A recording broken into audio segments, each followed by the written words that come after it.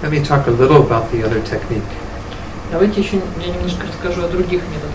This is Shantideva's method of equalizing and exchanging self for others. А именно о методе Шантидевы, о уравнивании или обмена себя на других. Again, it's not that Shantideva is unique in developing this. Опять же, Шантидева здесь не уникален, не он разработал этот метод. This is just pointing out that he expounded on this in his great text, the Bodhisattva Charyavatara. Просто он распространил эту идею, сделал ее доступной в своем тексте Бодхичарьяватара. So I think most of you know who Master Shantideva was. Я думаю, большинство из вас знает, кто такой был великий мастер Шантидева. He lived in the 8th century. Он жил в 8 веке in India. В Индии. And in the 8th chapter of that text, he explains this method. И в 8 главе своего труда он объясняет эту методику. So the target of this method, or the main objective of this method, is to overcome the self-cherishing mind. И задача, основная задача этого метода и цель состоит в том, чтобы устранить ум, заботящийся о себе. Sometimes in English this word cherishing might not translate quite right, but we could say self-centeredness or self-preoccupation. Вот это заботиться, просто в русской традиции принято говорить заботиться, а вот это cherish по-английски означает такую излишнюю, because it's just not equal in Russian and English. So that's okay. It was my fault. I just started talking too soon. Это означает излишняя сосредоточенность на себе, зацикленность на себе, наверное, такая. So, what do we mean by this mind? И что подразумевается под такого рода умом? This is the mind that becomes focused on our own welfare. Это тот ум, который больше всего сосредоточен на нашем собственном благосостоянии, на нашем собственном счастье. And excludes the welfare of others. И исключает благо других, благосостояние других. So the opposite of this mind is the mind that cherishes others, that holds them dear. Противоположностью такого ума будет ум, заботящийся о других, который считает их самыми близкими существами. So this technique is designed to specifically reduce this level of mind that is concerned for ourselves alone. Поэтому этот метод нацелен на ослабление такого ума, который очень сильно центрирован на самом себе. So there's a lot we could discuss about that mind, but it might be better to just spend time on the technique. Об этом можно очень много говорить, но я бы хотел больше времени посвятить самому методу. So we see that there's two ideas in the name of this: equalizing and exchanging. Давайте сосредоточимся на этих двух словах: уравнивание и обмен. First, equalizing self and others is the very first step. Уравнивание себя и других – это самый первый шаг. And how do we do that? We already talked about equanimity, yes? Как мы это можем сделать? Мы уже говорили о равностности. So this goes a little beyond equanimity. Это немного идет немного дальше, чем равностность. Because here what we do is we look at those beings in those three groups. В первом случае мы просто смотрим на эти три группы людей. And we think about how they are equal in many ways. И думаем, каким образом они во многих отношениях равны между собой. That every being who is a friend, stranger, or difficult person, что каждое существо, будь это наш друг, наш трудный человек или незнакомец, is identical in wanting to be happy and wanting to not suffer. Равны в том, что все они хотят счастья и все они не хотят страданий. We can also think how they're equal in that even though they don't want to suffer, they still do suffer. Можно также подумать, что они равны в том, что хотя они не хотят страданий, они все равно продолжают страдать. And even though they want true happiness and peace, they still have not experienced that. И даже хотя они хотят подлинного счастья и мира, они до сих пор не имеют. So just holding those thoughts can already begin to feel like we are equal to others and they are all equal to each other. Уже имея эти мысли, можно понять, что мы очень похожи на других, и мы в этом отношении равны другим существам. So if I were to think my happiness is more important than your happiness, there's no basis for that, right? И если бы я думала, что мое счастье важнее, чем ваше счастье, то в основе такой мысли не было бы ничего истинного. Because you are equal in your desire for happiness as I am. Потому что в вашем желании быть счастливыми вы равны мне. And even those difficult people, say people that are doing very violent things are the same in that way. И точно так же обстоит даже с теми людьми, которые являются для меня трудными или которые проявляют насилие. They have that same fundamental desire to be happy and not suffer. They're just very misguided. У них точно так же есть это основополагающее желание счастья и отсутствие страданий. Просто они немного ошибаются в пути достижения их. Every animal in this world is exactly like us in that way. И каждое животное в этом мире точно так же подобно нам. If we try to do something to harm them, they immediately recoil, they move away. Если вы постараетесь повредить животным, они сразу же постараются убежать от нас. Or if we do something that is kind to them, they enjoy that. Если мы сделаем что-то доброе, хорошее для них, они будут этому очень рады. So there's no difference between ourselves and others, or between any of those beings. Поэтому нет никакой разницы ни между нами и другими живыми существами, и всеми живыми существами между собой. And that is the essence of this first step, where we equalize self and others. И это является основой для первого шага, когда мы уравниваем себя с другими. The next several steps are about the exchange of self for others. Следующим шагом является обмен себя и других. So that doesn't mean that I decide I'm going to become you and you can become me. Но это не означает, что я решил стать вами, а вы будете мной. Sasha can go to America and I can stay here and say Саша поедет в Америку, а я останусь здесь. I will do his job, he will do mine. Я буду делать его работу, а он будет делать мою. That's not what the exchange is. Это не то, что подразумевается под обменом. The exchange is to exchange the level of concern I have for myself with concern for others. Обмен состоит в том, что между теми двумя заботами, между заботой по отношению к самому себе и заботой по отношению к другим. And we first have to put some force behind this by thinking about the faults of the one mind and the advantages of the other. Но для начала мы рассмотрим преимущества одного ума и недостатки другого. So if we examine the mind of self-centeredness, we can see that there are many faults to this mind. Если мы рассмотрим ум, центрированный, сосредоточенный на себе, мы увидим в нем множество недостатков. In terms of our karma, this is what has been operating whenever we've engaged in negative karma. Если говорить о карме, то именно этот ум был задействован, когда вы накапливали неблагую карму. Many other factors, but we've also been usually concerned about ourselves and excluding others.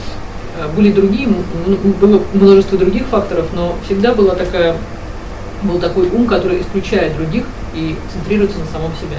So, a mosquito is landing on my hand to eat, to nurture itself. Например, комар садится мне на руку для того, чтобы поесть и позаботиться о себе. But because I'm cherishing myself, centered on myself, I can only think about my not wanting to have the suffering of that bite. Но поскольку я сосредоточен на себе, то единственная мысль, которая приходит мне в голову, это то, что я вообще не хочу страдать от этого укуса. And so I kill the mosquito out of my self-cherishing. И я убиваю этого комара из-за того, что забочусь в большей степени о самом себе. And then I have all those results we talked about yesterday of suffering. И затем я получаю все результаты, о которых мы говорили вчера, все те страдания, которые я получаю. In this way, the self-cherishing mind is the main instrument of my suffering. Получается, что ум, заботящийся о себе, является основным инструментом для продолжения страданий. Master Shantideva says all the suffering in the world arises from wanting happiness for oneself alone. Учитель Шантидева говорит, что все страдание мира происходит из-за ума, заботящегося о самом себе. So this is at a worldly level, but we can also see that this mind is keeping us from having ultimate happiness. Это просто мирской уровень, но точно так же вы можете видеть, что именно этот ум препятствует и абсолютному счастью, достижению абсолютного счастья. Because as long as we live our lives with this very narrow concern of just ourselves, we will never become enlightened. Потому что если мы будем проживать всю жизнь, заботясь только о себе, мы никогда не достигнем просветления. So this is speaking to what His Holiness sometimes says is how to be wisely selfish. И здесь мы подходим к тому, что Его Святейшество Далай-Лама называет быть мудро эгоистичным. Because this way of being selfish is not wise. Потому что вот этот способ эгоизма, этот вариант эгоизма абсолютно не мудрый. How are we actually wisely selfish? It's by cherishing others. Но как можно быть мудро эгоистичным? Нужно помогать и заботиться о других живых существах. So after thinking about the faults of cherishing ourselves, we then look at the advantages of cherishing others. То есть одновременно мы рассматриваем не только недостатки ума, который заботится о самом себе, но и посмотрим на достоинство ума, который заботится о других живых существах. Which again, all the positive actions we engage in are because we are able to put ourselves aside and be focused on others. Опять же, вся положительная карма, все благие деяния, которые мы когда-либо совершали, они основаны на том, что мы отбрасываем ум, заботящийся о самом себе, и применяем ум, который заботится о других. And others benefit from those acts directly, yes. И другие непосредственно пользуются нашими благими действиями. But we also benefit from those acts because we create good karma that we experience happiness from. Но одновременно и мы сами пользуемся этими плодами, потому что мы накапливаем благую карму и становимся более счастливыми. So if we are to be wisely selfish, we can understand that we actually create the causes for our happiness by taking care of others. И поэтому, если вы мудро эгоистичны, вы поймете, что заботясь о других, вы накапливаете причины для собственного счастья.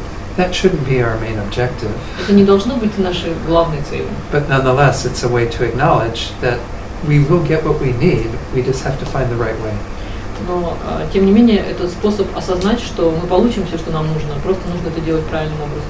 But obviously it will change, just like in answer to Igor's question, that when we develop less and less of a sense of I, we become more and more concerned about others. И как я говорила, отвечая на вопрос Игоря, чем меньше будет этого цепляния и центрирования на самом себе, тем большего мы сможем достичь.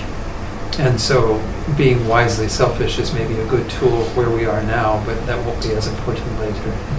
Быть мудро эгоистичным, возможно, это хороший инструмент для того состояния, в котором мы находимся сейчас, но он не в дальнейшем нужно будет что-то другое, он не может вам постоянно помогать. But I'm sure many of you in the room have had times in your life where you needed to care for a child or a parent or a pet. Я уверен, что все, кто здесь присутствует, имели какой-то период в своей жизни, когда вам нужно было заботиться о вашем ребенке, о каком-то из ваших родителей, родственниках, о каком-то родственнике, о каком-то домашнем животном. And if you look back on that experience, you see that there was some deeper sense of satisfaction that came from caring for another being. И если вы вспомните ощущения, которые это сопровождали, вы поймете, что на глубоком уровне было какое-то чувство удовлетворенности, когда вы это делали. That's not why you did it. Вы делали это не поэтому. But it was a product of doing that. Но тем не менее такая удовлетворенность образовалась в результате.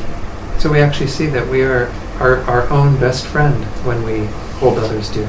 И вы можете тогда понять, что когда вы заботитесь о других, вы являетесь своим собственным лучшим другом. So those two steps are again to see the faults of continuing to cherish oneself. И эти два шага заключаются в том, что чтобы увидеть недостатки ума, который заботится о самом себе, And the advantages, the benefits if we cherish others. И преимущество того, когда мы заботимся о других. So here Master Shantideva says, all the happiness there is in the world arises from wanting happiness for others. И также, как говорит мастер Шантидева, все счастье, которое существует в мире, происходит от желания счастья другим живым существам. So why we have to do that as part of this meditation is because we have been following the mind of self-centeredness forever. Зачем нам нужно на этом медитировать? Потому что с безначальных времен мы взращивали в себе ум, заботящийся о самом себе. And as I said, we think that mind is going to bring us the happiness that we seek, but it doesn't. И мы думали, что этот ум приведет нас к счастью, которое мы ищем, но он не приводит нас. But when we are concerned for others, then we can find true happiness. Но зато, когда мы заботимся о других, мы можем найти истинное счастье. So this is like the story that we went through with the long spoons, right? Тут мы как раз вспоминали такую историю про людей, которые сидят в комнате, у них есть стол, на нем находится еда, но ложки, которые у них есть, они слишком длинные для того, чтобы они могли есть сами. And so, does everyone know this idea? Вы знаете, наверное, такой пример, знаете? No? Yes. Yeah, No. okay. Anyway, the idea is we do, when we are willing to feed each other rather than be concerned about ourselves, then everyone becomes happy. Но идея в том, что если вы готовы, хотите кормить все-таки других, а не самих себя, это и создает больше причин, скорее создает причину для счастья, чем наоборот. So again, very logical when we look at it. Ну и если вы посмотрите на эту ситуацию, все оказывается очень логично. But our minds are habituated to do the opposite. Просто наш ум привык делать обратное. We spend a lot of our day thinking about me. Мы большую часть дня проводим в мыслях о самом себе. Я. There's even a video on YouTube that's called "What About Me?" Есть даже такое видео. А как же я? На YouTube. By Mipam Rinpoche. Мипам Ринпоче. Anyway, you might listen to the video because it's very clever. Я думаю, вам нужно посмотреть видео, оно очень такое. Could you write it down, please? Sure. Я попрошу Дона написать, как называется, чтобы найти потом.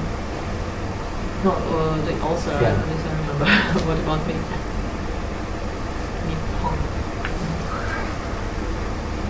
Okay. Anyway, so yeah, you can come up and look at it later. If Yeah. you need. Okay. So the next step that is in this process is to say, make the determination that you will exchange self and others. Следующим шагом в этом процессе будет намерение в том, чтобы обменять себя на других.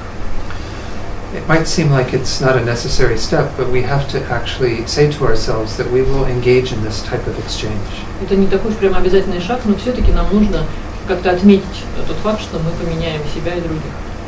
And of course it's informed by the reality that every Buddha had to practice in this way. И, конечно же, каждый, кто хочет стать Буддой, должен практиковать таким образом. And that if we had been practicing that way, we would already be enlightened by now. И нужно понять, что если мы практиковали таким образом, мы уже были бы просветленными. There's great benefits to doing this exchange, to hold others as dear as we hold ourselves currently. Это очень важный момент, когда вы начинаете заботиться о других больше, чем о самом себе. То есть ставите именно их на свое место. Having made that determination, we then go on to the actual exchange. Потому что, обретя такую решимость, мы можем действительно совершить этот обмен. And this is done through the technique of Tonglen. Это называется техникой или методом Тонглен. So I'm sure most of you have heard of Tonglen. Я уверен, что большинство из вас слышали этот термин Тонглен. Literally it means giving and taking. Буквально Тонглен означает брать и давать. But it's practiced in the reverse order of taking and then giving. Вернее, именно давать и брать, но на самом деле сначала брать и потом давать. First taking and then. То есть сначала мы берем, потом отдаем. So how we normally practice is we take what is good and we give away what is bad. Обычно что мы делаем? Мы берем лучшее, а худшее выбрасываем. That's in our ordinary life. В обычной жизни. In this meditation, we take what is bad and give what is good. А в этой медитации мы берем худшее и отдаем лучшее. Because we're convinced from the previous steps that that is the right thing to do. Потому что из предыдущих шагов следует, что это очень правильно. That is the source of well-being and happiness for everyone, ourselves included. И это является источником счастья всех живых существ, включая нас. So there are many techniques or ways of doing Tonglen. Существует множество разных техник, разных методов, как именно делать Тонглен. So let me just go through one briefly. Давайте я вам просто кратко расскажу один из таких способов. As with developing love and compassion in the other technique, you want to do this gradually. Точно так же, как вы развиваете любовь и сострадание в других методах, вам необходимо делать это постепенно. You might begin with Tonglen even for yourself. Вы можете даже сделать Тонглен для самих себя. To make sure that your compassion and your love is complete with regard to yourself. Чтобы убедиться в том, что ваша любовь и сострадание являются полными в отношении самих себя. But then, as before, you would want to start with the person that you feel closest to. Либо, как я говорил ранее, вы можете начать с человека, который особенно близок вам. Because it will probably be easiest to start there. Потому что, скорее всего, так будет легче. And then you begin to enlarge, including more of your friends. А затем можно расширять этот круг, включая в него все больше друзей. When you've included all your friends, then you go on to strangers. Потом, когда вы всех друзей включили, вы включаете незнакомцев. And then eventually you conclude with the difficult people. А потом вы можете начать включать потихонечку трудных людей. And in this way, you can have that mind for anyone. И таким образом этот ум распространится на всех. The mind that wants to take away suffering and give them happiness. Ум, который хочет забрать страдания и отдать счастье. So the essence of the practice is to work with someone in front of you and to be initially focused on their suffering. И суть практики в том, что вот перед вами какой-то человек, какое-то существо, и вы хотите избавить его от страданий. And we can look at suffering in all the ways that we've already examined in terms of the three types of suffering. Вы можете рассматривать страдания под любым углом, объясняя его в духе вот этих трех типов страдания, как я объяснял сегодня. But sometimes it's easiest for us to open our heart with the first type of suffering. Но обычно нам проще раскрыть свое сердце для первого вида страданий.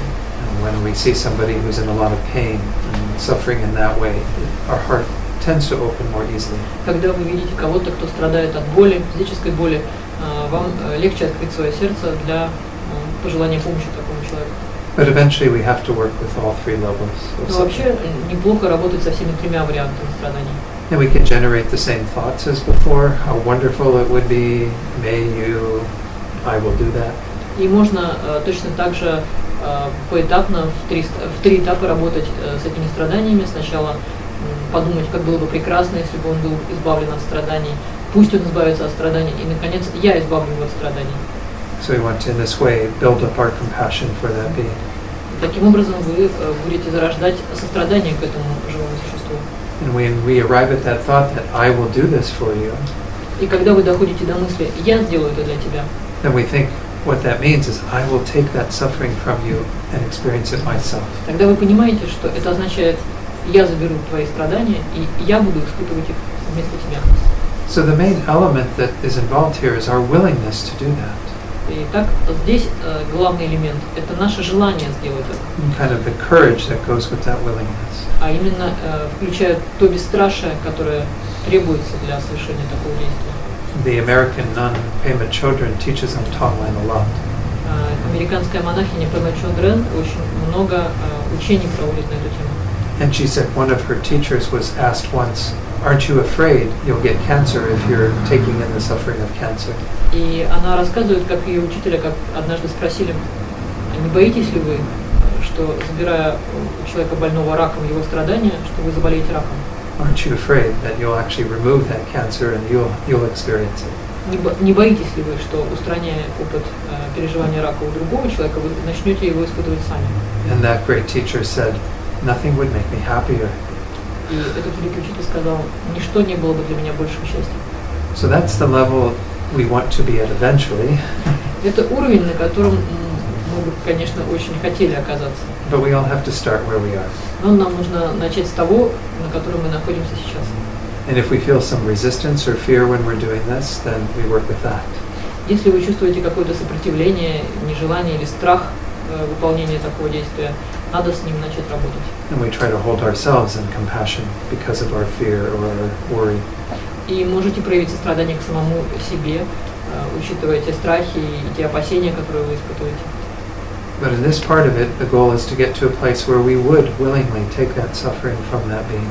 Но намерением должно быть оказаться в той точке, где вы сможете и захотите взять страдания других на себя. Whatever that suffering is. Независимо от того, о каком страдании идет речь.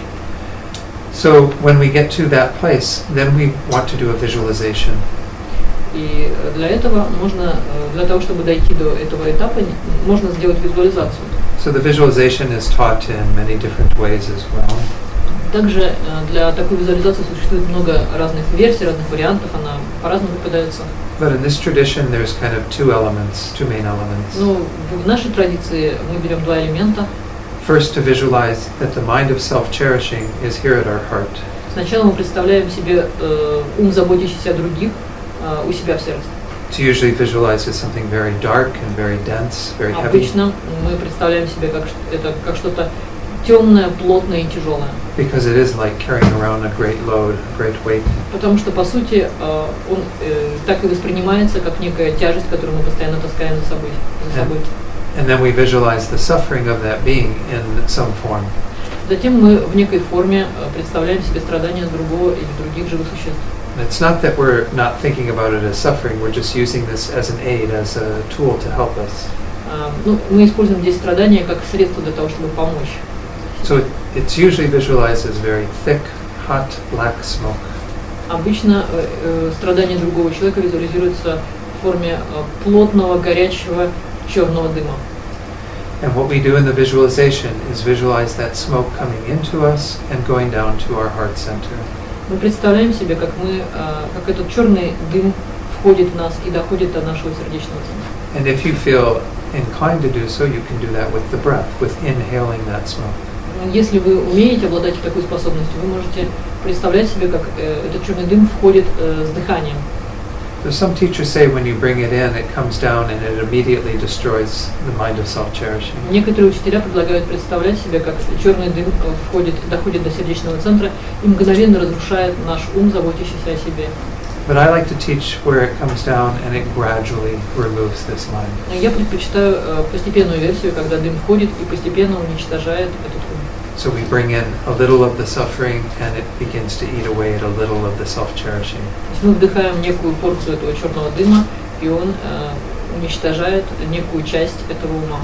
And then we bring in another part of the suffering and it eats away at more of the self-cherishing. Затем мы еще вдыхаем, и еще какая-то часть ума, заботящегося о себе, исчезает. And eventually we bring all of that in and it eats away at all of the self-cherishing. И в конце концов мы вдыхаем все страдания, и весь ум погибает. This way it can be very gradual, and we can also think about what we're doing, that we are willing to breathe that in and take that out. И это очень постепенный способ. Во время этого способа мы можем размышлять о том, каким образом именно это страдание исчезает, как мы это делаем. But when we arrive at that place where we've removed all of the suffering and we've removed all the self-cherishing, we rest. А затем, когда мы достигли такой точки, когда мы убрали все страдания и уничтожили ум, заботящийся о себе, And we generate some good feeling at having done that. мы зарождаем ощущение, такого хорошее чувство, что это удалось, мы это сделали. And then eventually we see though that the being in front of us isn't in complete happiness yet. И потом мы можем осознать, что существо, которое перед нами, не находится в состоянии полного счастья. They are in suffering, but they haven't been brought to great bliss. Они не страдают, но не получили большого блага. So now we look at that being and we generate the same thoughts of love towards them. Теперь мы зарождаем мысли любви об этом человеке, к этому человеку. How wonderful if you had happiness, may you have happiness, I myself will do that. Как было бы хорошо, если бы он был счастлив, пусть он будет счастлив, и я сделаю его счастливым. And then when we get to that place where we say, I myself will do that, we even have the willingness to give everything we have that brings us happiness for them. И на этом этапе мы можем зародить желание отдать все счастье, которое есть у нас, чтобы сделать этого человека счастливым. To be able to give that away to them freely. Чтобы быть способными добровольно отдать все, что у нас есть, этому существу. And then again, there's a visualization involved. И здесь опять включается визуализация. And the visualization that I encourage people to do is now visualize at your heart center is a beautiful jewel. Теперь вы представляете себе в вашем сердце прекрасную драгоценность. I think of this jewel as being very crystal clear with many facets. Представляете себе, что эта драгоценность кристально прозрачная, она имеет множество прекрасных граней. And then you think that everything you have that brings you happiness goes into this jewel in the form of white light. И вы представляете себе, как все, от чего вы испытываете счастье, в форме белого света, сосредоточивается в этой драгоценности. So that it becomes very radiant and brilliant. И она начинает светиться. And then you begin to send that white light out to that being. И тогда вы начинаете посылать этот белый свет Gladly, существу, gladly giving it away. с большой радостью отдавая ему. And you think that when it meets the being in front of you, it becomes what they need. И вы представляете себе, как свет, встречаясь с этим живым существом, превращается в то, чего желает это существо. First, it becomes what they need on a very temporal basis. Сначала на самой временной основе. All the things that bring temporal happiness, such as resources, wealth, food. Сначала именно то, что имеет значение в материальном мире, какие-то ресурсы, богатство, пища. But as you keep giving, you want it to become the causes of more lasting happiness. В процессе отдавания вам может захотеться вызвать у него более длительное счастье. Such as sending them texts and teachers and people to support them in their practice. Вы можете посылать ему священные тексты, учителей, что-то, что будет помогать им в практике. So all the things that brought you happiness, such as your goods, your resources, your karma, become the causes of their happiness. Таким образом, все то, что давало вам счастье, ваши ресурсы, ваши какие-то удовольствия, ваши учения, которую вы получали, все это вы передаете другому живому существу. And we just keep giving that away until we've given away the last bit of that light. И мы продолжаем отдавать, пока мы не отдали последний свет. And it becomes the final cause to help them to have complete happiness. И оно станет причиной для того, чтобы это существо получило полное счастье. And then we rest again. И затем мы опять пребываем в покое. And we generate great joy at having done this for this being. Затем мы зарождаем огромную радость от того, что мы только что сделали. We like share in their happiness and their well-being. Мы счастливы, что мы поделились своей радостью с другим живым существом. That kind of completes the practice of Tonglen. И вот это, в общем, полная практика Тонглен. As I said, there are many ways to do this. There's one way I could share with you that's kind of interesting. Ну и как я говорил, есть множество методов выполнять эту практику. Я поделился с вами одним из них. And the only reason why I share this is so that you understand that you can use your own visualizations. И, собственно, я вам рассказал, потому что вы должны понять, что вы можете пользоваться любой вашей собственной визуализацией. The one I shared may be good for you, but maybe you have other ideas. То, что я вам только что рассказал, может оказаться для вас очень хорошим, а в другом случае вы можете иметь свои собственные представления. So there's lots of freedom in practicing Tonglen. Поэтому в практике Тонглен существует большая свобода. But in the one that Jampa Gendon taught, Но то, как учил Джампа Генден, Jampa Gendon was the teaching assistant at the master's program in Italy. Джампа Генден был ассистирующим учителем в программе, которую я следовал в Италии, которой я обучался в Италии. With the taking suffering, he had some very interesting visualizations. В момент забирания страданий у него были очень интересные визуализации. For the self-cherishing mind, one visualization was to see it as a big piece of meat. Для одного способа визуализации в одном из способов он видел свой ум, заботящийся о себе, как кусок мяса. And when you breathe in the suffering comes in the form of wild animals. И когда вы вдыхаете вот это страдание, страдание приходит в форме диких животных, Who go to your heart center and eat away at the meat. Которые идут в ваш сердечный центр и пожирают это мясо. Which I thought was kind of unusual. Мне показалось, что это немножко необычно. That didn't work for me, but maybe it would work for you. Но мне такой способ не был очень близок, но, возможно, он окажется близким вам. Other people say things like having it be a bomb that comes in and blows up the self-cherishing. Некоторые предлагают визуализировать страдания в виде бомбы, которая приходит в центр и там взрывается. But you have to find what works for you. Вам просто нужно найти то, что будет работать для вас. So any questions on Tonglen? Есть ли какие-то вопросы по... Хотелось бы вкратце, может быть, такое пояснение, как это стыкуется с предыдущим посланием, что мы не можем взять свое счастье и передать другому. Just in a nutshell, could you please explain how this practice corresponds to what you mentioned earlier about this quote from sutra, or the sutra about not being able to give your happiness to others? Yeah, this is where this is really just at the level of a practice. Ну, надо понимать, что это происходит только на уровне практики. At least, probably for most beings, it is. Но во всяком случае, это справедливо для большинства существ. It is said that many really highly practiced lamas might be able to actually remove suffering. Говорится, что ламы высокого посвящения иногда способны в действительности забрать страдания. But we would have to say that the being who that suffering is taken from would have to have the karma to have their suffering removed. Но мы всегда говорим, что то существо, которое имеет страдания, должно обладать кармой, чтобы иметь эти страдания. Because they cannot do it solely from their own side. Потому что они, или если он их избавляет, то они должны обладать той кармой, чтобы быть избавленными, потому что с одной стороны это не может происходить. But at the level that we're doing this practice, it's only to train ourselves in that courageous mind. Но на том уровне, на каком мы выполняем эту практику, это является просто тренировкой для формирования духа бесстрашия или ума бесстрашия. And some people see this mind as being similar to the mind that Jesus Christ had when he was crucified.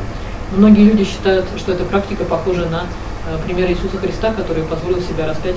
Having the willingness to take on all the sins of the world and die for the sake of being. Желая взять на себя все грехи мира и умереть ради этого. But will all of us have to do that in order to accomplish this? Но должны ли мы все делать то же самое, что и он, чтобы завершить эту практику? I don't think so. Я не уверен в этом. So, the bodhisattvas engage in many practices that kind of go beyond what is possible. Но бодхисаттва выполняет довольно много практик, которые идут за пределы возможного. That's because they have a great intention to benefit beings and want to make that stronger. Это происходит благодаря его великому намерению достичь высших целей. For example, they frequently talk about the 3 levels of bodhicitta in terms of courage. Обычно говорится о 3 уровнях бодхичитты в отношении бесстрашия. The first one is the bodhicitta similar to a king or let's say a ruler. На первом уровне бодхичитты подобно царю или правителю. In that mind, you acknowledge that in order to help all beings, you have to be the ruler, you have to be in charge to help them all. На этом первом уровне вы думаете, что для того, чтобы помочь другим, вы должны быть правителем, чтобы отвечать за других живых существ. That's similar to how we think of bodhicitta, right? I have to become a Buddha to benefit all beings. Вот так вы думаете, то есть я должен стать Буддой, чтобы помочь другим существам. But we see there's a more courageous mind that is the mind of like a captain of a ship. Более бесстрашный ум формирует бодхичитту, подобную капитану корабля. And this is where I want to take everybody to enlightenment with me. Это означает, я приведу всех к просветлению вместе с собой. In other words, I'll make sure all of you become enlightened when I become enlightened. То есть я буду стараться убедиться в том, что вы все просветлитесь вместе со мной. But the third is the most courageous, and that's like a shepherd. Третий, самый бесстрашный, это бодхичитта, подобная пастуху. As a shepherd, you make sure that the sheep are all safe before you retire. Как пастух, вы обязаны убедиться в том, что все животные находятся в безопасном месте, прежде чем вы уйдете домой. This is said to be the most powerful, most courageous mind of bodhicitta. Такой ум бодхичитты считается самым мощным и самым бесстрашным. But is it possible for me to not become enlightened and get all of you to be enlightened first? Но возможно ли для меня сначала сделать так, чтобы сначала все достигли пробуждения, а самому не пробудиться? No, but it's a very courageous mind. Но это очень бесстрашный ум. Because it's the willingness to forego one's own happiness for the sake of others. Потому что это означает предать и забыть мысли о собственном счастье ради того, чтобы думать о счастье других. This is similar to the one verse in Master Shantideva. We'll recite that at the end about as long as space exists. Это подобно одной строфе из мастера Шантидевы, которую мы, наверное, прочтем в заключении, которую вы все знаете, покуда длится пространство, покуда живые живут, пусть Мария вода не рассеется.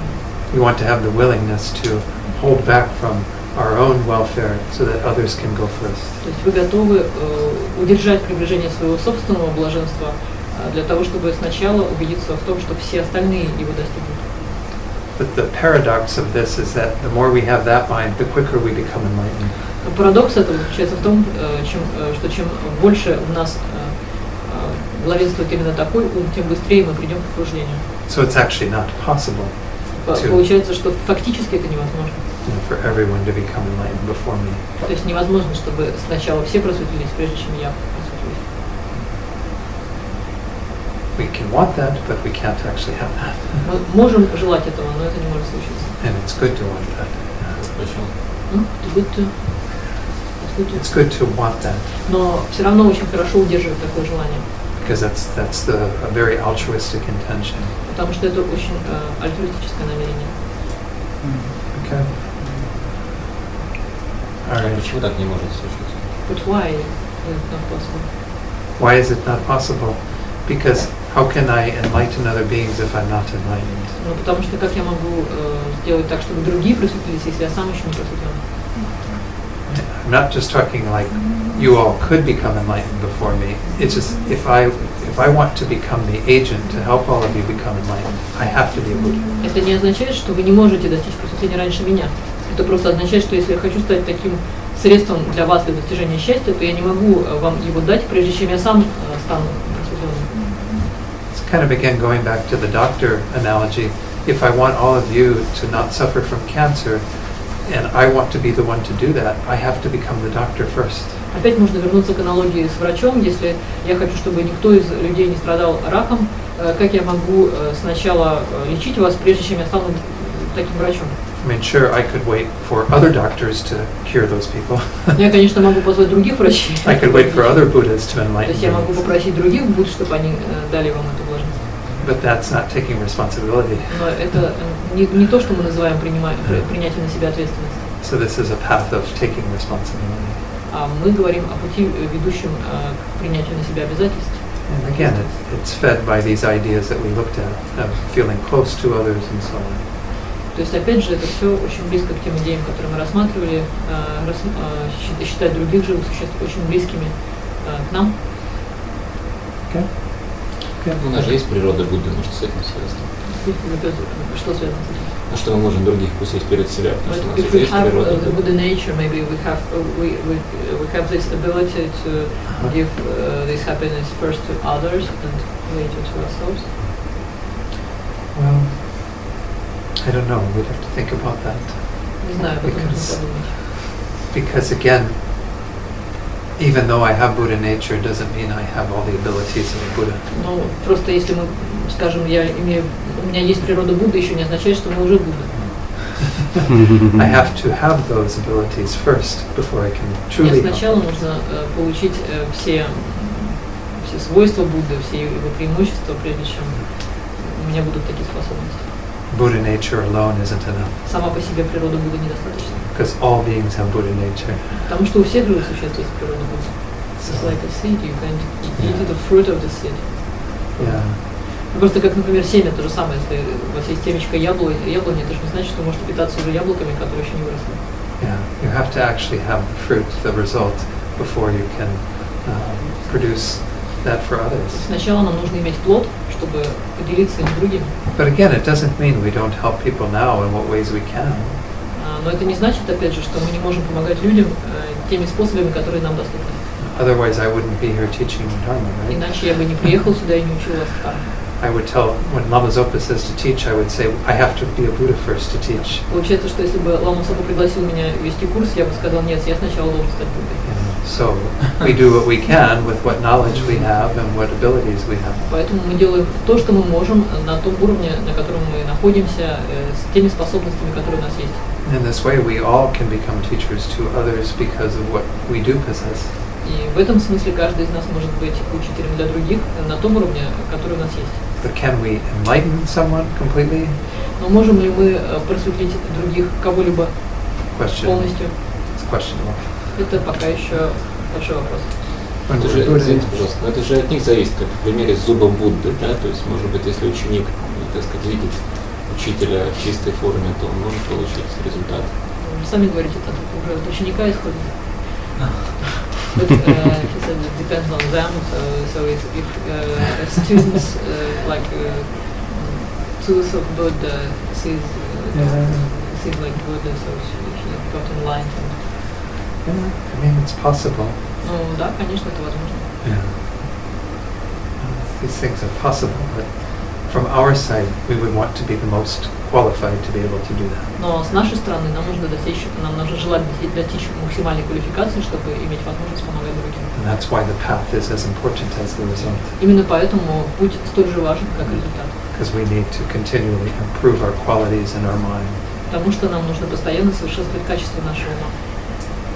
So maybe we should go through, we don't have much time, but go through some of the remaining verses and I'll just comment very quickly.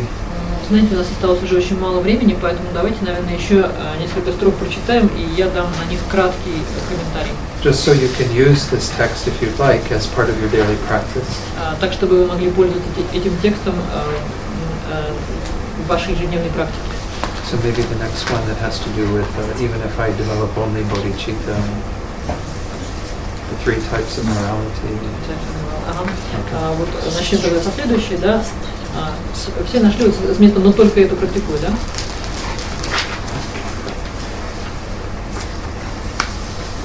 Но только это практикуя, не смогу стать Буддой безнравственности трех типов. Молю благословить меня духовные силы впредь практиковать обеты всех героев. So as we saw earlier, there was a level of vows that pertain to individual liberation.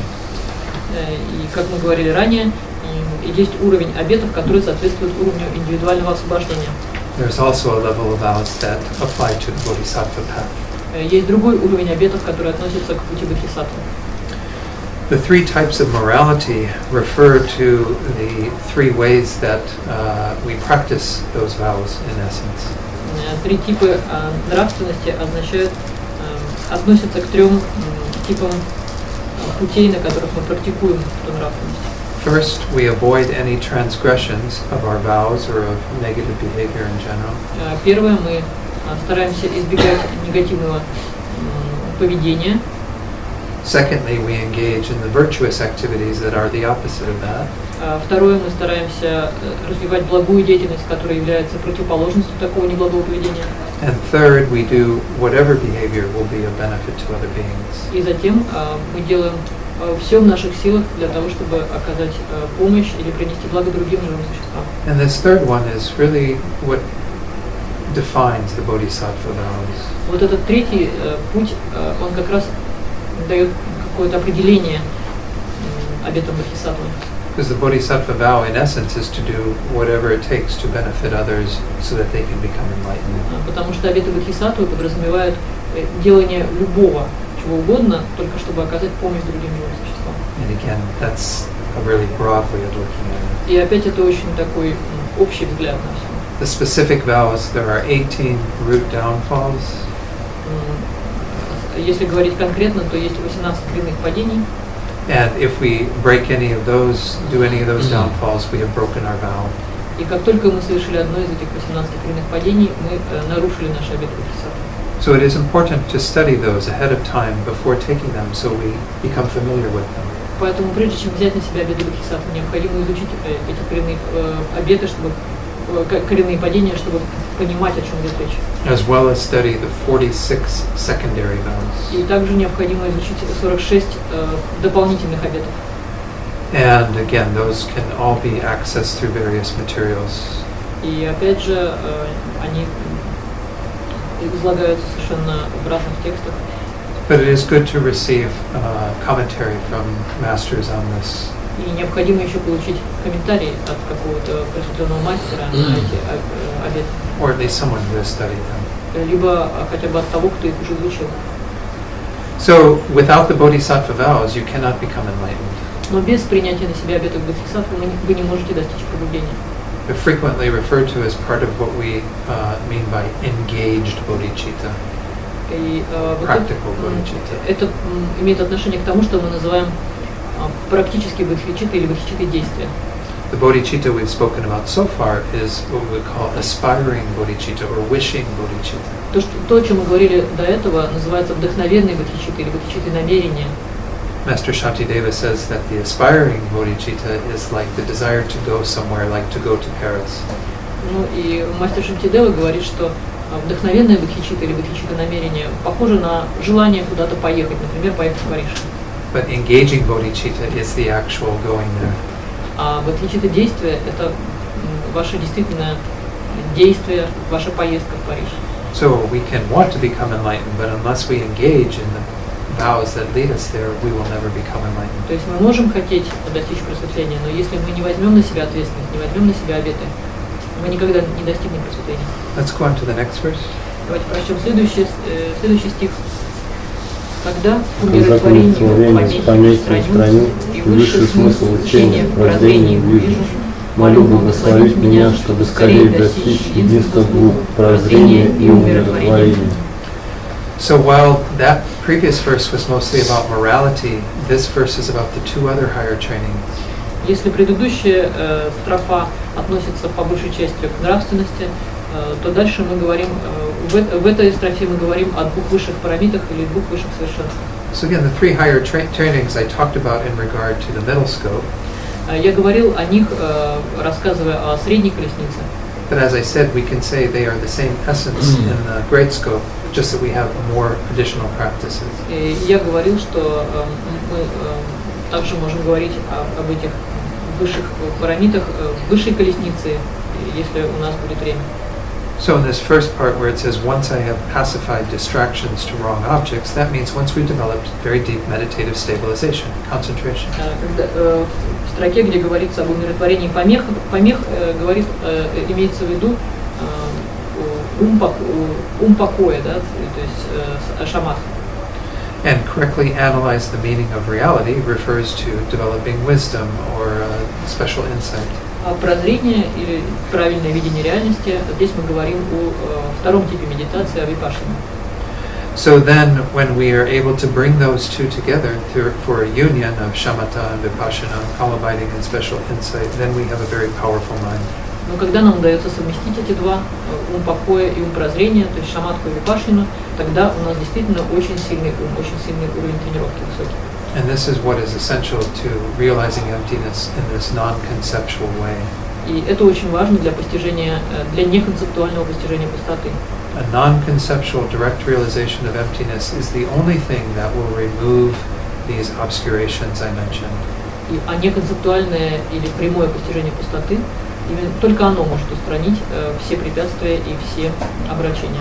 We need that wisdom united with meditation to remove all the afflictive obscurations and the obscurations to omniscience. Нам необходим этот уровень для устранения как непосредственно обращений, так и завес или препятствий ко всеведению. As I said, there's also other practices that the Bodhisattva has to do in order to accomplish their results. И как я говорил, все другие практики бодхисаттвы выполняются для того, чтобы достичь результата. And these, for example, would be the other perfections, the four perfections that are added to these two to become six, the six perfections. И поэтому нам нужно добавить 4 другие совершенства или 4 другие параметры, чтобы этот путь был совершенным, был полным. So those six are the perfection of generosity, Итак, 6 совершенств – это совершенство или параметр даяния, щедрости, of morality, нравственности, of patience, параметр терпения, and joyous effort or enthusiasm. параметр усердия, как это называется, усердие. And then they are added to the fifth, which is concentration, Пятое – параметр концентрации and wisdom. и медитация. Those are the six И мудрости, perfections. простите, то есть иногда переводится медитация и мудрость, поэтому. Those are the main practices of a bodhisattva to help move along the path to realizing emptiness. And Это основные практики бодхисаттвы, которые он выполняет на пути к реализации своей цели. and then by eventually accomplishing complete enlightenment. И в итоге возможно, приходит к своей окончательной цели, к достижению пробуждения. So the next few verses pertain to the teachings of Tantra. Следующие две строфы относятся к учению тантры. And it is said that if one practices the sutra path, which is what we've talked about so far, the Lamrim is in essence a sutra path. И все то, о чем мы говорили сейчас, Ламрим, относится к учению сутры. By sutra here we mean the more common teachings that the Buddha gave, the general teachings. Под сутрой мы подразумеваем более общие учения, то, что здесь называется общим. And by Tantra we mean the more private teachings that were given, the esoteric teachings. Под тантрой мы подразумеваем более какие-то эзотерические, более учения, данные не для всех. Or another word is hidden, the hidden teaching. Или скрытое, тайное учение. Secret teachings even. Okay, so why don't you read then maybe the next three verses. Даже не следующие две, а следующие три строфы давайте прочтем по-русски. Когда, пройдя по общему пути, сосудом чистым для учения стану, молю благословить меня к вступлению в Аджраяну, путь высшей сущностную практику счастливца. Два достижения зависят свой черед от соблюдения обязательств и обетов. Молю благословения, чтобы это уяснить и их поддерживать ценой своей жизни. Стабильно практикуя каждый день, четырехкратно, как мне объяснялось, святым учителем молю благословить, достичь двух стадий сущности всех танта. Okay, so a few things to explain there. Of course, the first verse was just talking about the need to enter into that path of Vajra, the secret vehicle of Vajra or the Tantra. То есть, если рассматривать первую строфу, в ней говорится то, что необходимо встать на путь в Аджраяну. So at that time, the way that we will be able to accomplish both the ordinary and the supreme attainments is through keeping our vows. И то, каким образом мы можем достичь цели общего и высшего пути, это путем чистого держания обетов. So ordinary attainments, or CDs as they're often called, are referring to more common things that can be developed, skills and abilities. Обычными достижениями или ситхами часто называют какие-то способности, такие мирские, которые можно достичь. Certain clairvoyances and abilities to emanate and so on. Определенное ясновидение или способность выполнять эманации. And then the supreme attainments are referring to those that are related to enlightenment. Высшие достижения относятся к достижению просветления. So it says that the basis for doing that is keeping pure vows and samaya. И говорится, что основой для таких достижений и тех других является чистое держание обетов или самай. So we have a third set of vows that is involved in the Vajrayana. Итак, есть третий тип и третий набор обетов, который применяется в джаяне. But one must have the bodhisattva vows to practice tantra as well. Но для того, чтобы практиковать тантру, нужно сначала уже получить обеты бодхисаттвы. Because tantra is not something separate from the Mahayana, it is within the Mahayana. Потому что тантра не отдельно от Махаяны, она является ее частью. Meaning that it is just an extension of what we already talked about, but in terms of these esoteric teachings. То есть это скорее такое углубление или расширение этих учений, но оно не стоит где-то особняком отдельно. And tantra is taught for the sake of those beings who want to accomplish enlightenment even more quickly. Тантра это учение для тех существ, которые хотят достичь пробуждения даже гораздо быстрее, как можно быстрее. The logic is that they have an incredible compassion that finds it unbearable that sentient beings suffer because they themselves are not enlightened yet. Логика такая, что эти живые существа обладают очень высоким уровнем сострадания, и для них невыносимо смотреть на страдания других живых существ, которые вызываются, причиной которых является то, что они сами еще не достигли пробуждения. So if we use the doctor analogy, again, it's like somebody who wants to become a doctor even more quickly. То есть, например, если опять вернуться к аналогии с врачом, то это человек, который хочет стать врачом, но как можно быстрее. Because they can't stand the thought that beings are suffering because they can't treat them yet. Потому что он не может, для него невыносима мысль, что какие-то живые существа, какие-то люди страдают просто потому, что у него еще нет диплома. So the path of Tantra is called the resultant vehicle. Поэтому путь тантры называется путем плодоношения, наверное, путем обретения результатов. Whereas the path of Sutra is called the causal vehicle. А в то время как путь бодхисаттвы является путем обретения причин. Путем причин и плода, наверное. And the idea behind it is that we in Tantra use the idea of being a Buddha right now. То есть в тантре смысл в том, что в тантре существует такое понимание, что мы уже Будда, мы уже стали Буддой. Not that we are a Buddha right now, but that we can think of ourselves in that way. Не то, что мы уже являемся Буддой, но мы можем о себе думать таким образом. And this is a very powerful tool to purify our minds. И это является очень мощным инструментом для очищения нашего ума. There are many techniques and practices taught within Tantra. Также существует множество методов и практик, которыми обучаются на пути тантры. But one of the main ones is what's called deity yoga. Одна из основных таких практик и очень мощных – это йога божества. Which is where one actually visualizes oneself as already being an enlightened Buddha. Когда мы сами порождаем себя в форме просветленного существа Будды. And so on. I mean, maybe I don't need to go into more detail. Ну, я не буду входить здесь в детали, какие-то подробности. But there are 4 levels of Tantra. Существует 4 уровня тантры. In this Tibetan Buddhist tradition, I really only see the first and the fourth. В тибетской традиции тибетского буддизма я могу остановиться на первой и на четвертой. And it's possible the others exist, but I've never seen them offered. Ну, возможно, они, конечно, существуют, но я никогда не видел, чтобы давались учения по двум средним. But if you take the 4th level, which is called highest yoga tantra, you do have to take tantric vows. Но если вы берете учение 4-го уровня, высшей йога тантры, вам необходимо принять на себя тантрический обет. tantric vows cannot be studied ahead of time like the other vows. Ahead of time? It cannot be studied in advance. In other words, you can't study them before you take the initiation. Тантрические обязательства вы не можете изучать до того, как вы примете на себя эти обязательства, как вы примете на себя посвящение. One should take the initiation with some deep conviction that one can hold those vows and then study them after you take them. Человек берет на себя сначала обязательства, а потом изучает. Anyway, so once one takes those vows, one should keep them very purely, as well as one's commitments or samaya. Но в любом случае, когда человек берет на себя обязательства, тантрические обязательства, их необходимо хранить в чистоте, так же, как и с самаями бодхисаттв. Sometimes these are called pledges, but the idea is whatever promises you make as part of that ceremony, you want to uphold those.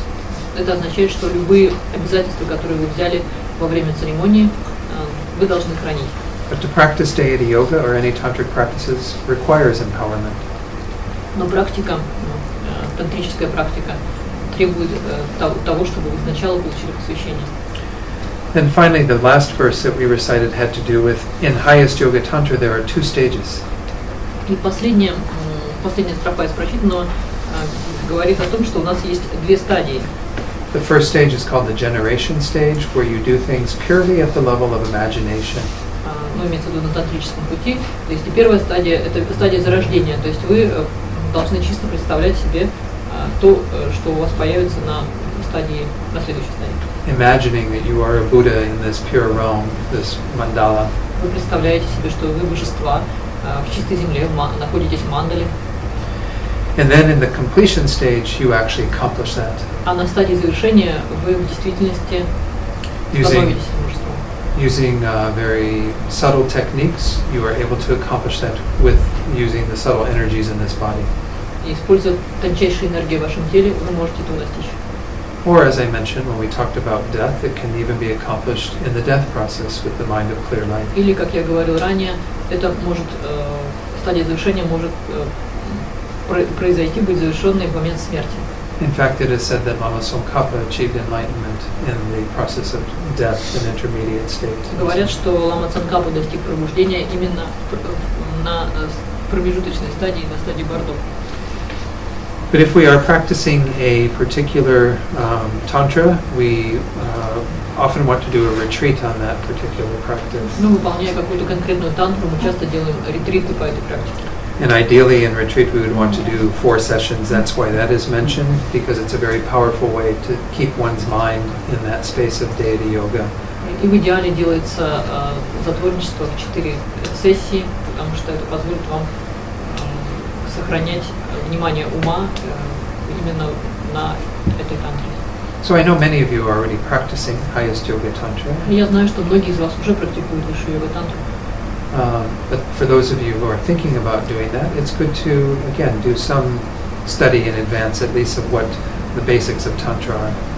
Но для тех, кто еще не перешел на этот путь, я думаю, всегда очень хорошо предварительно как-то изучить, в чем состоит тантра.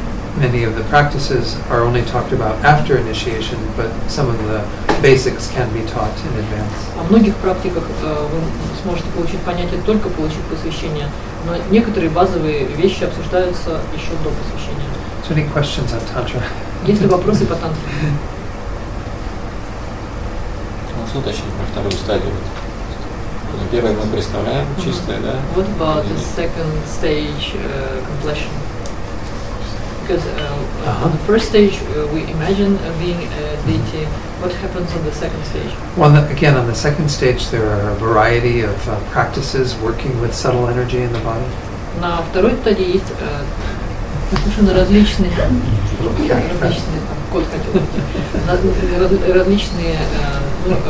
практики работы с тончайшими энергиями, просто разные. And ideally, again, one should have empowerment to study those practices. Ну и в идеале, конечно, для того, чтобы изучать такие практики, у человека должно быть посвящение. But we could say, in essence, that those practices are about accessing the mind of clear light. Но все эти практики, если грубо говорить, сводятся к тому, чтобы достичь ума ясного света. Because, as I said yesterday, this is the most powerful mind that we have. Потому что, как я говорил вчера, это самый сильный ум, который у нас может быть. And when it's used in conjunction with tantric meditation, it can cause great purification. И когда он используется вместе с тантрическими практиками, он может вызвать огромное очищение. And we can remove these obscurations even more quickly. И мы можем еще быстрее устранить наши омрачения. That may be enough. Лама Цанкапа просветление достиг во время Бартута. То есть получается, что в жизни человек не просветление не идет. Если вы хотите сказать, что не может в жизни, да, не может. То if Lama Tsongkhapa attained enlightenment only in Bardo's state, does that mean that a person could not be enlightened during his lifetime? What they say is that Lama Tsongkhapa was trying to show a very pure path of achieving enlightenment. Нет, говорят, что Лама Цанкапа просто показывал очень чистый путь достижения просветления. By upholding his vows of ordination, being a monk. Поскольку он придерживался своих монашеских обетов. And so this was part of why he delayed becoming enlightened until that time. Частично его просветление было несколько отложено во времени благодаря именно строгому следованию как раз монашеским обетам. Becomes a little more complicated after that. Но на самом деле там дальше более сложное объяснение дается. Еще очень часто я читаю от учителей, да, что это очень опасный путь тантры. В чем опасность? They frequently say that tantra path is very dangerous. Where is the danger of tantra? I think the danger comes when we're not sufficiently prepared. Я думаю, опасность происходит тогда, когда мы недостаточно готовы. Because the practices that are taught can be very powerful. Потому что практики, которым вас обучают, могут иметь огромную силу. But if we haven't prepared our minds correctly in terms of motivation and purification, there can be some risk. Но если мы недостаточно подготовлены в плане мотивации и очищения, то в этом может быть определенный риск.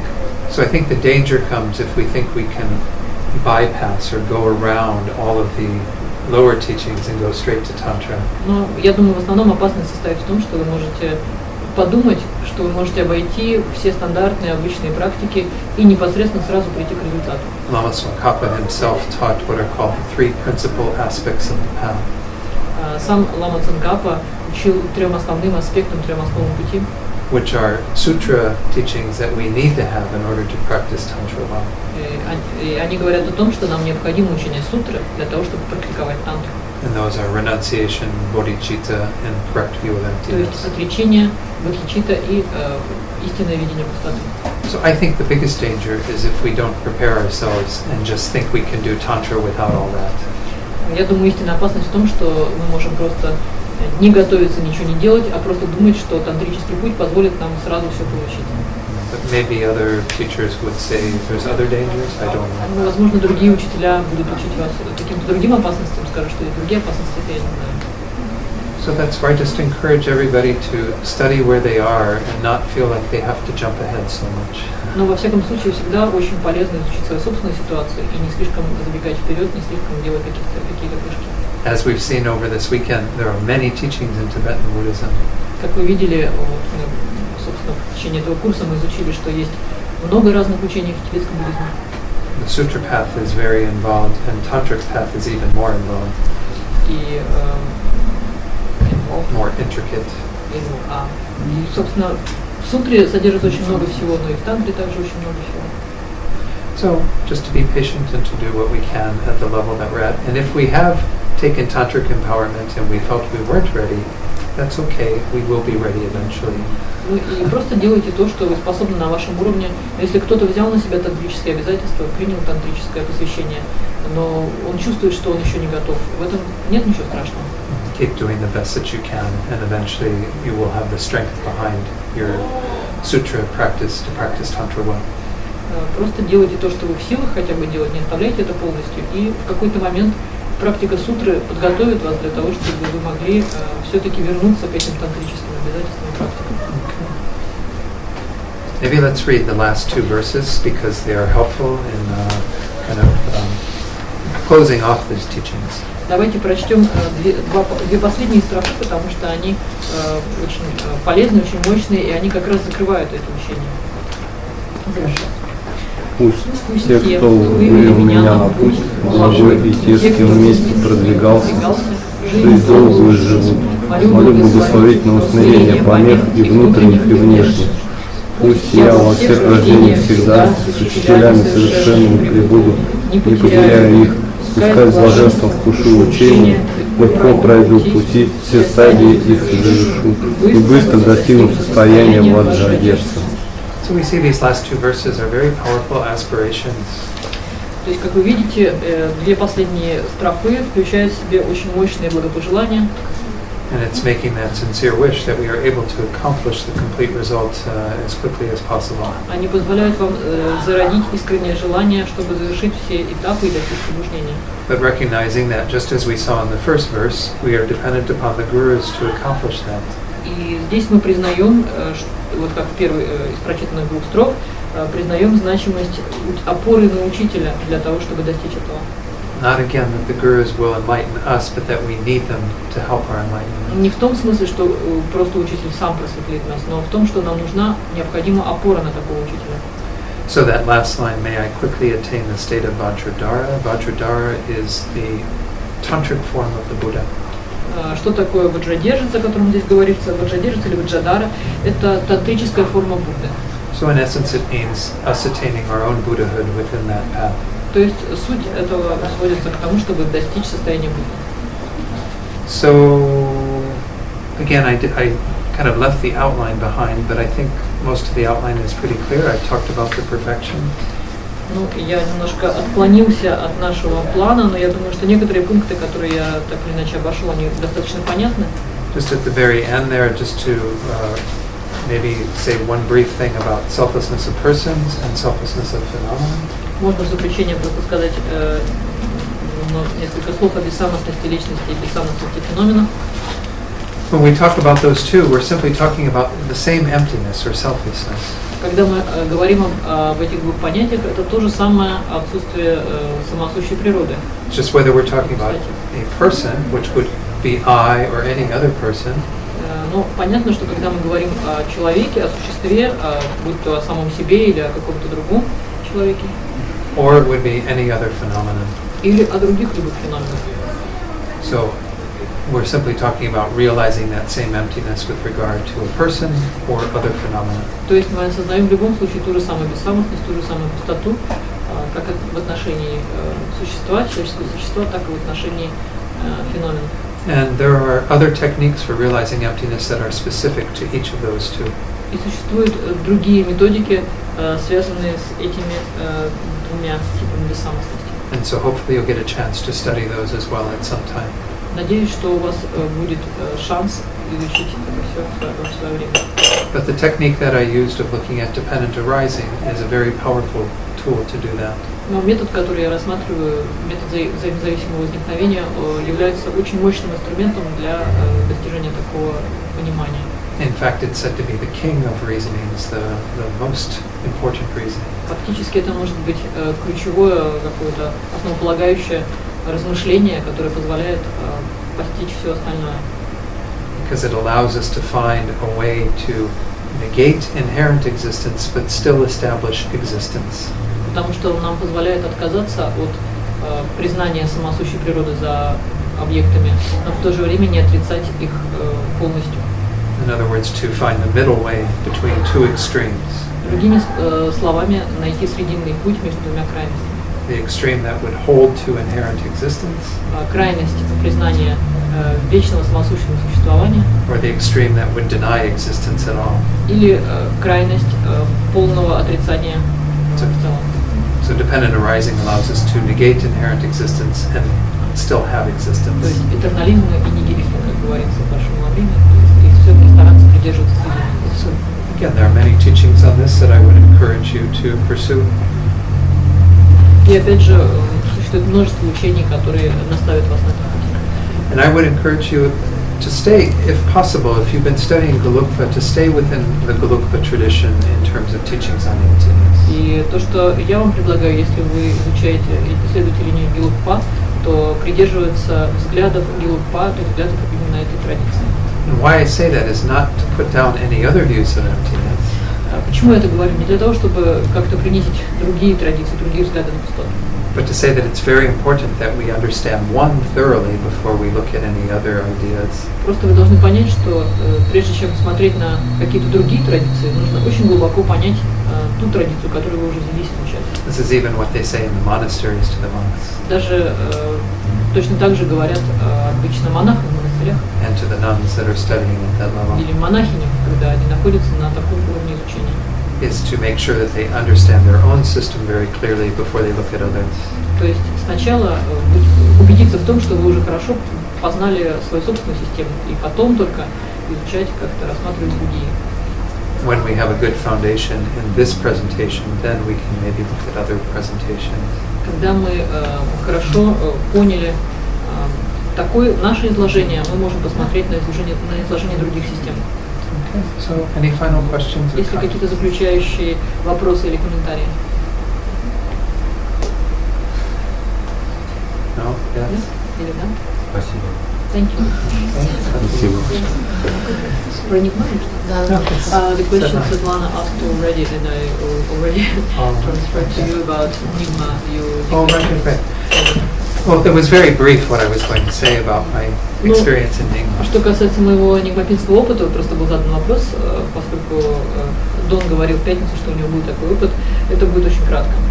But in essence, they only take about maybe 4 points from the Lamrim as your kind of preliminary practice. Это были такие, можно уподобить 4 практикам Ламрима, это были предварительные практики. And I'm still trying to recall what one of them was. I remember 3. Я даже уже одну из них не помню, поэтому только 3 остались. One is on suffering. Одна это учение о страдании. On karma. Карма, вторая карма. And on death. Затем смерть.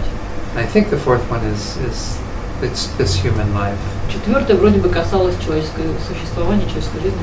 But they were kind of taught as the main meditations to begin with. Это вот такие основополагающие медитации, с которых все начинается обучение в нигмапинской традиции. But in my recollection, it wasn't structured in this way of 3 levels and so on. Какие у меня остались воспоминания, все это не было так структурировано. And even the techniques for developing bodhicitta in the tradition I studied weren't taught extensively. И даже учение о Бодхичитте, оно также не было заложено в какую-то структуру, оно было представлено отдельно.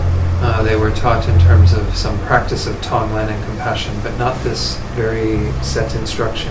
Потом были какие-то тоже инструкции по Танглену, но не было никакой такой структуры. And then I also found that even the teachings on emptiness were not so easy to get. И я даже понял, что учение о пустоте не так легко заполучить. Meaning that I didn't even hear the word emptiness while I was receiving those teachings. То есть я бы имею в виду, что я даже не слышал слова пустота, когда я получал эти учения. I know that they incorporate those teachings somewhere. Я знаю, что где-то у них есть это учение. But maybe it's just reserved for later in one's practice. Просто, возможно, оно дается значительно позже. So in that tradition that I studied, that was Nyingma, the main practice was Dzogchen. В той традиции, которой я обучался, главной практикой была практика Dzogchen. Dzogchen is where we are working with the nature of the mind, which we were hoping to do a meditation. I'm sorry. It's working with the nature of the mind. Dzogchen работает с природой ума. And so it's not just the conventional nature of the mind in terms of its clear light essence. Мы говорим не об условленной природе ума, мы говорим о его чистой природе. But it is also its emptiness, the emptiness of the mind. Но и также мы говорим о пустоте ума. But it's taught in a more indirect way in those teachings. Но в этих учениях об этом говорится гораздо менее прямо. Even more what I would call experiential. Даже, я бы сказала, это такой экспериментальный, наверное, опыт. Has anyone in the room had teachings in Dzogchen? Кто-то, кто здесь присутствует, уже получал учение Dzogchen? Yeah. It seems to, do you agree it's more experiential than intellectual? То есть вы, наверное, согласитесь, что здесь более экспериментальный подход, чем интеллектуальный или какой-то теоретический? Нет. So again, this is just different approaches. It's not to say one is right, one is wrong, Опять just же, different ways. просто разные подходы. Нельзя сказать, что один подход правильный, другой нет. Это просто разные способы. But I think I am more intellectually oriented. Но я могу сказать, что я больше ориентирован на такой интеллектуальный подход. So I like understanding all of these reasonings and logic. Мне нравится понимать всю логику, все вот эти вот объяснения. Those are some of the points in my own practice of Nyingma, and it's very limited to my own experience. И это всего лишь несколько пунктов, они, в общем, ограничены моим совсем небольшим опытом никакой традиции. And they were only like the first 2 or 3 years of my Dharma practice. И это, собственно, были первые 2 или 3 года моей практики. All right. Yes. Yes. Okay. Thank you for reminding me. Спасибо, что напомнили. Можно еще один вопрос? Тантрические обеты женщин и монахов мужчин отличаются, так как у женщин нет вина и тантрические обеты отличаются женщин монахов и Tantric женщин vows, women and men differ. мужчин. Нет, не отличаются. А тантрические обеты мирян женщин или мирян мужчин тоже не отличаются? Do tantric vows of lay people and monks and nuns differ? The tantric vows don't differ for anyone. Тантрические не отличаются ни для кого. They're the same for every Они practitioner. абсолютно одинаковы для всех категорий. Ну, у женщин же нет вина. Такой Монашеский.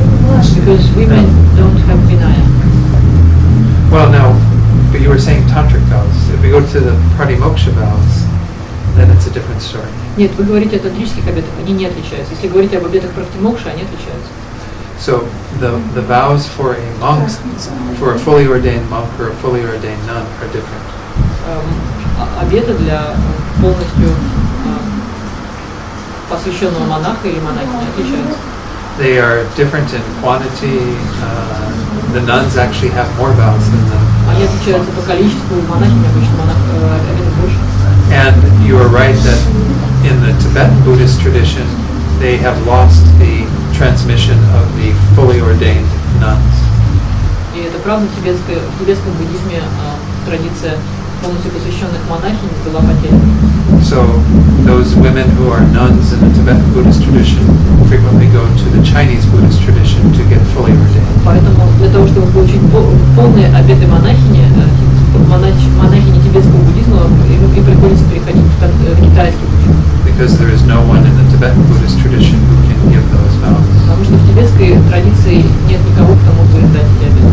But regardless of what vows they have as a monk, a nun, or a lay person, from that level, they all take the same tantric vows. Но что касается тантрических обетов, независимо от того, речь идет о монахах, монахинях или мирянах, все обеты одинаковые. Okay. Я хотела спросить вот мнение о саентологии вообще. Вообще по саентологии. What do you think about Scientology? Scientology? I don't know anything about Я ничего не Scientology. знаю о Scientology. А, не знаете? No, I mean, I've heard of it. Я слышал, конечно, что такое. Some movie stars who are Scientology. Я знаю, что есть какая-то кинозвезда, которая Scientology. I've never read any Но я не читал ничего про никаких no teachings of Tom Cruise, Scientology. actually. Tom Cruise, yeah. Да. But I've read no teachings of Я не Scientology. читал никаких учений про Scientology. Мне кажется, это вообще не учение. It's for me, I think it's not science, it's just commercial. I mean, my feeling is that if something brings some benefit to people, then it's good for them. They have that. Ну, я считаю, что если кому-то доставляет это счастье, значит, это хорошо, что у людей это есть, они это... По-моему, больше не счастье. But hopefully they are practicing it in a pure way where it will bring benefit to them and others. Ну, главное практиковать чистым образом, чтобы это принесло благо им и другим живым существам. Because we can see the biggest problems in our world nowadays are because people are misinterpreting what the teachings are. Я думаю, проблема нашего времени заключается в том, что люди дают неправильную интерпретацию учений, которые существуют. Not of Scientology, but of other. Я говорю не про саентологию, а про другие вещи. This is the danger too for all of us. We can think, well, Buddhism is very pure, but we have to practice it purely. Это опасность для нас, для всех, то есть мы можем понимать, думать, что буддизм очень чистый, но нам нужно еще очень чисто его практиковать. Because there was even recent events in Myanmar where Buddhist monks were involved in violence towards Muslims. Вот недавно была ситуация в Бирме, когда люди буддисты были вовлечены в какое-то насильственные действия по отношению к мусульманам. So even Buddhism can be adulterated. Поэтому даже буддизм может быть вот таким способом извращен.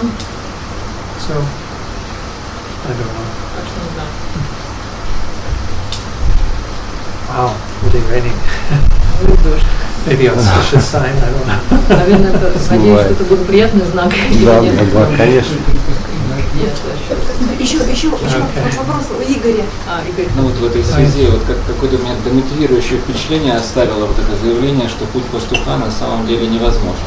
Ну, когда мы всех пропускаем вперед, а потом сами достигаем просветления. I'm kind of obsessed that the way of shepherd, when we get the sheep enlightened first, is impossible. Может быть, лучше думать, что мы пока не понимаем, как это возможно, чем думать, что это невозможно. Есть учения, мы говорим, что оно невозможно. Там состояние ума, такое состояние держать, но не о самой реальности. Нет, Well, again, то есть там состояние, оно не как там состояние как бы держать надо. Ну как бы себя такое. Да, мотивация такая, но и нереальная такая. Motivation for us is the state of mind, not reality. I mean, hopefully it won't discourage you from having that state of mind. Я не хотел вас разочаровывать в таком состоянии ума. Because as I said, that's actually the best state of mind to have. Наоборот, я сказал, что это самое лучшее состояние ума. So it sounds strange to say I'm going to be dedicated to doing something I can't do. Просто это довольно странно посвящать все свои силы тому, что на самом деле я сделать не смогу. But actually that could be a very powerful motivation. Но тем не менее это очень мощная мотивация. So don't let it discourage you, please. Поэтому, пожалуйста, не разочаровывайтесь и не... Может, это сродни тому, если временно, что доктор, например, может сам болеть раком, да, не дай бог, но при этом он может помогать лечить пациентов, допустим, да? То есть здесь нет противоречия, мне кажется, полного. Maybe we can extend the analogy of doctor. The doctor may be sick with cancer himself, but he can still heal other people. It's possible. Может быть. Не знаю, подойдет ли к этой ситуации, но в самолетах, когда говорят надевать маски, то прежде всего на себя, а потом на соседей. Может быть, это как-то... Maybe it suits this situation to illustrate this in the planes when they explain how to proceed if there is a crash or something. You should put the mask first on yourself. Second. Yeah, I've heard this used before to describe what we're doing in our path. Да, я действительно слышал и такое объяснение о том, того, что мы делаем на пути, именно при помощи этого образа. Again, I think that there is some logic to saying that we have to be completely capable before we can truly help others. Но опять же, да, есть большая логика в том, чтобы сначала самому получить какую-то квалификацию, какие-то способности, прежде чем пытаться помогать другим, прежде чем мы сможем помочь другим существам. But I don't see it as being contradictory that we can have a mind that would like to help them all before we achieve that ourselves. Но я не вижу противоречия в том, чтобы развивать такой ум, который будет желать сначала просветления другим существам, а потом себе. Might sound contradictory, but I think they could actually work together. Это может звучать как противоречие, но мне кажется, что это вполне можно сочетать. Например, с маской больше для пути царя подходит, когда сам достигаешь, потом помогаешь другим. Но есть и другие пути, кроме царя, да, капитана. Like king method, ruler, governor. We can't, yeah. Или имеется в виду, что если у тебя сложно, не получив маску, кому-то помогать. Тем не менее, есть три пути, которые описывают всегда царя, там, ловца и пастуха. Okay. So I hope this has been useful, and I really appreciate the opportunity to share all this with you. Я надеюсь, что эти лекции были для вас полезными, и я очень рад, что у меня была такая возможность. So again, I would encourage you as much as possible to practice.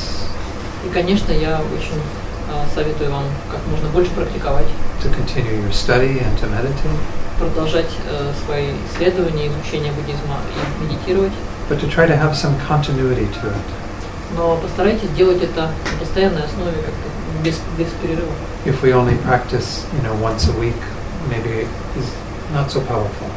Возможно, если вы практикуете раз в неделю, такая практика не будет обладать силой. So even if we have short time, поэтому даже если у вас мало времени, like 5 minutes, 5 минут, that's enough to just do some reflection meditation. Этого достаточно, чтобы выполнить аналитическую медитацию.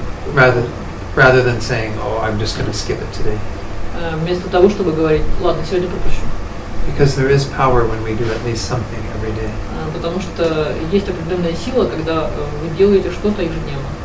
Creates a nice energy to our lives. Оно создает дополнительную энергию. So anyway, I hope it was a benefit. Я надеюсь, я был полезен.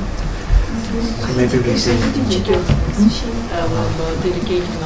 we're going to do that now. Мы обязательно сейчас сделаем. Часть текста, по-моему, у меня есть. Yes, maybe we do mandala offering to conclude. Мы можем еще в заключение сделать подношение мандалы. First is the warm meditation, and now it's wish to support our Mahayana vows. This same is short meditation, short transformation of good deeds in the end of it. It's the same as Holiness and His Holiness prayer, they just read by heart because everyone knows in Russian actually, but some know it Tibetan. Okay, just recite those. Ну тогда вот как вчера прочитаем всю вот эту текст, и в конце еще добавим молитву, алгоритм святейший, который все читают наизусть, просто здесь нет. Да, она подразумевается. Ну да, все знают. Сначала по-тибетски, получается, да, читаем? Ну, you will read first in Tibetan. Which one is that? Tendak, Nechete, Kevata, Ki, Sakpala, Ini, Semchen, Tamchiki, Bungal, Tanche, Savasha, just liberation. Yeah, that's right.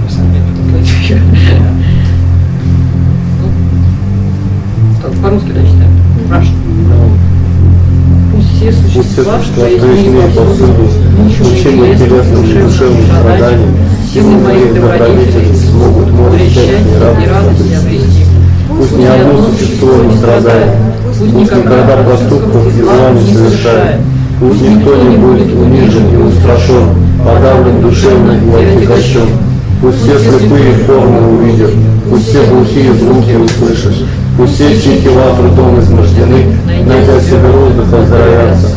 Пускай ноги отыщут одежду, голодные пусть найдут себе пищу, пусть жаждущие напьются водой и самыми вкусными из напитков, пусть бедные обретут богатство, ослабшие в горе увидят веселье, пусть неудачники встретят надежду, счастье устойчивое и процветание.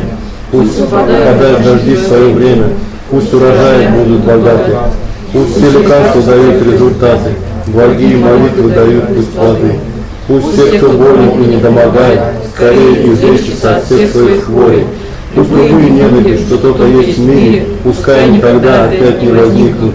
Испуганные пусть перестанут бояться, закованные пусть освободятся, бессильные пусть обретут свою силу, и пусть друг от друга. Да, кстати, да? Может, Гевади уже, да? Что мы сейчас читаем? По-тибетскому почитаем. По-тибетски, да? Ну, вводишь. Гевади, нет, Довати, Амалупати, Сала, Гопаш. пусть силы добродетели существуют скорее состояние учителя Будды и всех остальных существ до одного, я в это же возведу состояние. Пусть все собрание блага, что сделано мною, послужит для пользы учений и ради живых существ, особенно для того, чтобы вовек процветали сущностные учения почтенного Ламы Цанкапы. Пусть драгоценный Дух Пробуждения, не зародившийся зародится, а зародившийся не угасает, а возрастает сильнее и сильнее. И счастье из края заснеженных гор, а Локитешвара, сострадательно зрящий, владыка Тензин-Гесо, пусть нерушимо пребудет в мире, пока пребывает жизнь. Let's dedicate for the good health and long lives of our other lamas, especially Lama Zopa Rinpoche. Давайте посвятим заслуги также долголетию других лам, особенно Ламу Зопа Ринпоче. May His Holiness the Dalai Lama, Lama Zopa, and all our other gurus live good health. Пускай его святейшество Далай Лама и Лама Зопа Ринпоче, а также другие учителя живут как только возможно дольше. And just as we said in that prayer previously, may we and others never be parted from such gurus. И как мы говорили в других молитвах, пусть мы и другие существа никогда не отделимся от наших учителей. In all our lifetimes, may we enjoy having them as our guides. Пусть они ведут нас во всех наших жизнях. А можно еще добавить? Пусть наш учитель Дашилама Джампа Дагва пусть выздоровеет и долгую жизнь тоже проживет. And we add also that may our teacher Jampa Takwa be healthy, recover and lives as long as possible. Okay, good. And also, if there are other beings, people that we're holding in our hearts right now, we can dedicate for them. И если тоже есть какие-то существа, которые сейчас вы памятуете о которых вы держите в своем сердце, давайте сейчас их вспомним и посвятим наши заслуги им. We even think in particular about those who have been victims of terror attacks recently, such as in Turkey. Мы можем еще подумать отдельно о жертвах недавних терактов, как в Турции. And any other beings impacted by human or man-made or human or natural disasters. И также подумаем о других существах, которые погибли от руки людей или в результате природных катастроф.